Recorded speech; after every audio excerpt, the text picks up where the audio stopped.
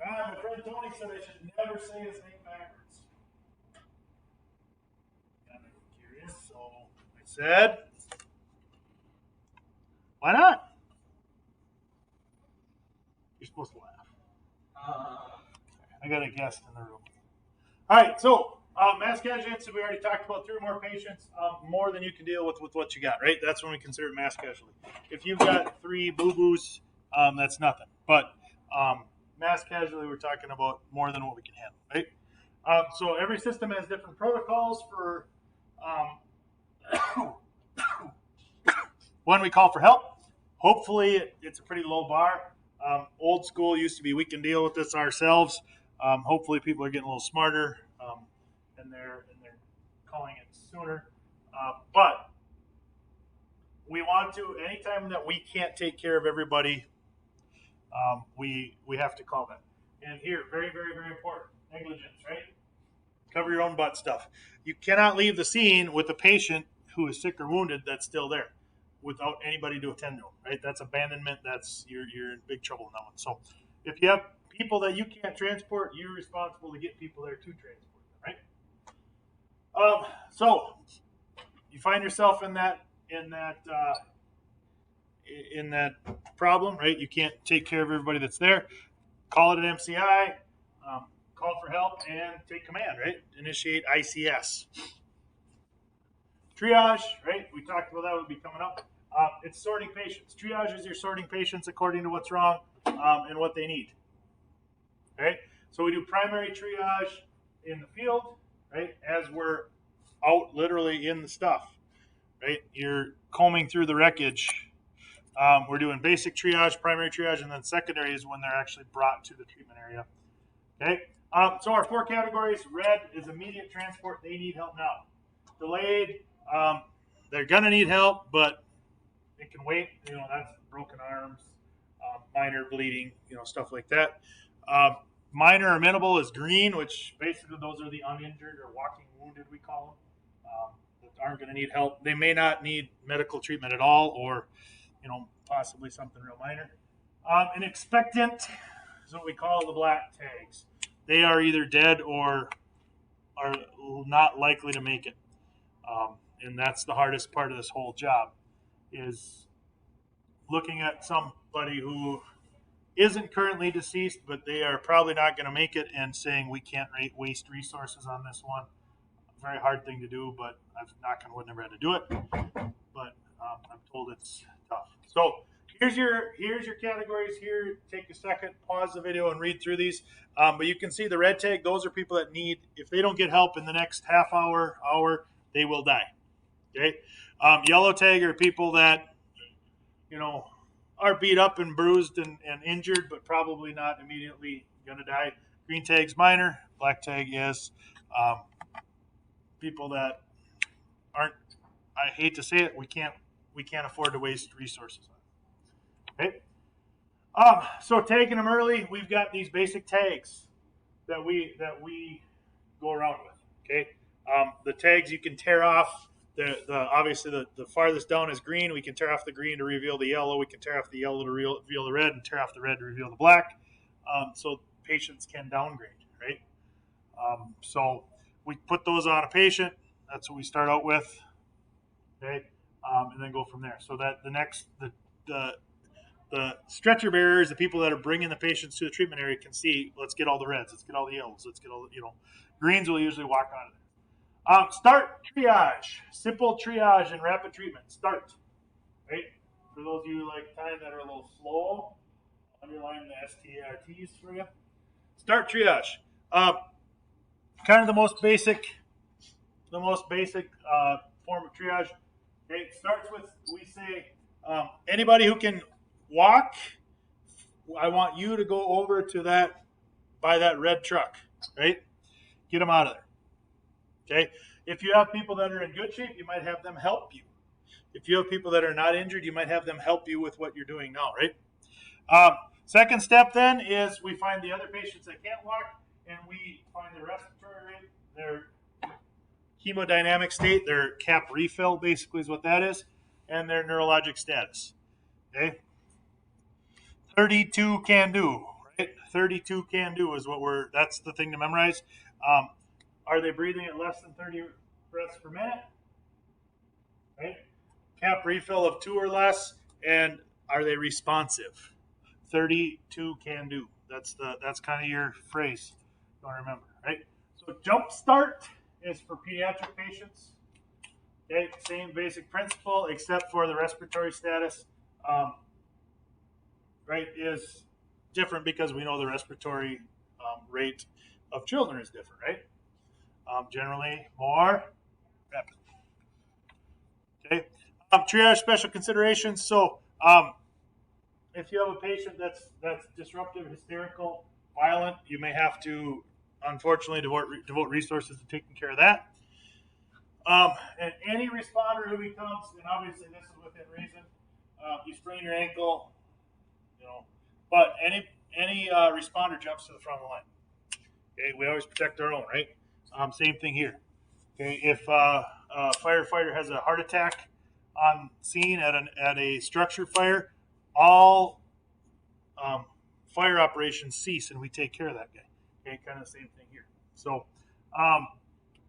hazmat incidents, we might have to determine whether they've been contaminated or if they're clean, we might have to decontaminate them. Destination decisions. Okay, immediate, we want to get reds out of there first, obviously, right? Get them to help, then we get yellow. Okay. Large situations, they may take a bus or a truck or large vehicle to transport walking wounded greens and yellows, right? And all ambulances, we talked about this last chapter, you're required to have the ability to carry 2 cots, 2 backboards, right? So whenever possible, 2 backboards go on every rig. Because we've got the cot and we've got the flat area, we want to get as many people to help as we can. So that'll oftentimes require sending extra people in the ambulance as well. All right, delayed category, 2 or 3. We got seats, we got seat belts. Get them out of there 2 or 3 at a time. Okay, and then last are, not last, the slightly injured, right? The minor injuries, and then the last are if we have an expectant patient that, and again, this sounds really morbid, right? Really bad, but if we have an expectant patient, a black tag that hasn't died, okay, they go last. Again, our resources are devoted to who we can save, as are the hospital resources devoted to who they can save, right? So that's unfortunately how it has to work in that instance. If we're wasting resources on people that are not likely to live, then people that have a better chance aren't going to make it. So it's kind of how it has to happen. Disaster management. Okay, a disaster is a widespread risk. A mass casualty incident doesn't have to necessarily be a disaster, and a disaster doesn't necessarily have to be a mass casualty incident. So they're kind of not mutually exclusive there, right? So you can have one that's both, but a disaster, right, would be like a tornado wiping out half the town. Doesn't necessarily mean a bunch of people are hurt, but it's obviously affecting how the city gets along, right? So if you're responding to a disaster, right, the IC incident command tells you what they need from you. Okay, EMS, you might be a casualty post, right? They might have an area for people to report if they've got injuries or need medical treatment, need water, need whatever. Okay. Hazmat. If you show up at hazmat, stay away, right? Stay upwind, stay away, right? If you get too close and whatever that hazardous materials are, whatever that is, gets to you, now you're a patient, right? So if it's a possible hazmat scene, stay back until somebody who knows what they're doing shows up, right? Okay. So if we're at awareness level, which is kind of what they treat you guys are, is aware of hazardous materials, right? We want to understand what they are and the risks involved and how they can change a scene, right? So we want to know enough to stay away, basically, right? That's what we're talking about with you guys, is know enough to stay away. and know enough that we operate in the cold zone, that people with training are going to decontaminate patients and then bring them to us, right? Okay. So what is a hazardous material? Anything that's hazardous, like it's going to cause damage or injury to a patient, right? Whether it's by breathing, by contact with your skin, by ingestion, whatever. Any of those are hazardous materials. So lots of things are hazardous materials, obviously, right? So indicators of hazardous materials: trucks, tanker trucks, right? Different types of containers, okay? Train cars, okay? Fires at industrial areas. All of those are quite obvious risks of hazardous material exposures, right? So our job is to be aware of what can be a risk and stay away, right? What other stuff here, right? Sewers are a bad place to be because gases collect. People go down in there and are overcome. Silos. Okay? We don't have a lot of farms in the area anymore, but silos. You fill a silo, and for a period of time, there's some nasty gases that build up there. And every once in a while, people are overcome. In Alexandria a couple years ago, the dude was a firefighter, a farmer firefighter who went up and was overcome. Guys that should know better. I grew up with that stuff, so obviously it hits home with me a little bit. But sewers are the same thing. You go down in there and people don't come out.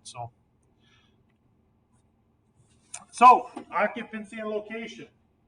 Okay. In school, there are hazardous materials. Where? Well, chemistry department, ag shop, wood shop, and the custodial areas, right? So where is this fire? Where is this problem? Is it somewhere where there might be stuff, right? Every time I ask this question, we're doing this by video, I know. How can you use your senses on a hazmat scene? Okay, the one they always say, well, you can smell it. If you can smell it, you're too close. Okay, the only safe senses to use are sight and sound. If you're close enough to smell something or taste it in the air, you're too close and you're already exposed. Okay, so stay upwind, use your eyes. Every ambulance, every emergency vehicle should have binoculars in it so that you can look from afar. There's also this, there's a guidebook that helps us identify. That's kind of that next step up from awareness to operations. So what's a container? A container is anything that holds materials. Simple enough, right? So when it comes to hazmat, we have bulk and non-bulk. Bulk is obviously a tanker, a train car. Non-bulk would be like a jug or a bottle, right? Okay, so going by container volume, bulk containers would be anything like a tote size, like a 250 gallons or above, right? Fuel tanks, etc. Okay, those are totes. So there, right? That would obviously be, these would be bulk, right? That would be non-bulk. Okay, drums, bags, carboys, which is a carboy is kind of a bigger jug. Cylinders. Okay, DOT marks everything. I don't know if you've ever looked at trucks as you're driving down the highway. They have placards on them with numbers, and those numbers are used to identify what's inside. That's what we use. If there's a truck rollover right now, we stand back from afar, evaluate the scene. We look, that number is 1923. That means ethanol, right? Or whatever they're hauling. If you want to scare yourself a little bit, if you're ever driving road trip in the middle of the night, take a look at the placards on some of the vehicles that travel in the middle of the night. When do you suppose all the nastiest stuff gets hauled? Okay, so you see them, they look like that, right? This one obviously has a mixed load, right? It's got a bunch of bad stuff in there. If you want, pause it, look those up and see what they are. I believe the 1260, the 1990, I think those are various types of fuel. Okay, you can see, right, acids probably most likely there, right? Flammable hazards here. They've got, the placards have the number and some hazard identifiers on them. Okay, pause. This is a good time to pause. I'm going to be stopping the video here anyway. Take a look at these. Okay, these are the different types of markers you'll find.